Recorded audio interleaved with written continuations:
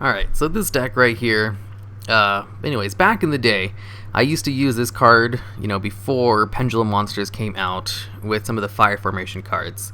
And I would just use the other one that allowed you to normal summon an additional time that turn in order to bring out one of my Beast Warrior type monsters and then tribute him for the Minoa Centaur, and then I would just use the Centaur's effect, which is basically like a Rescue Rabbit, except for Beast Warrior type normal monsters only, and they're not destroyed during the end phase. There's no restriction to them.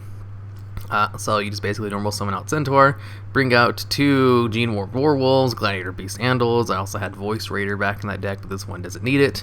And I can go into some nice rank 4 plays, and especially since there's a couple of cards that are Beast Warrior only that have pretty good effects on them.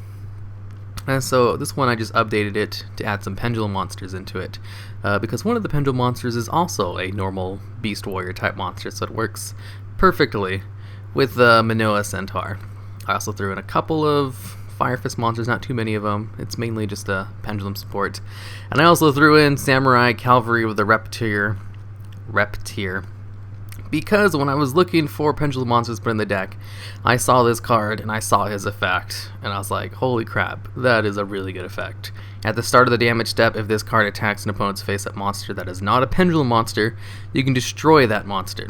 That effect is so good. I was like, how the hell have I not been using this in all of my decks? So I threw 3 of them in, because that is legit a really good effect, especially on a Pendulum monster with decent stats and a decent scale. Yeah, he worked out just as well as I thought he would.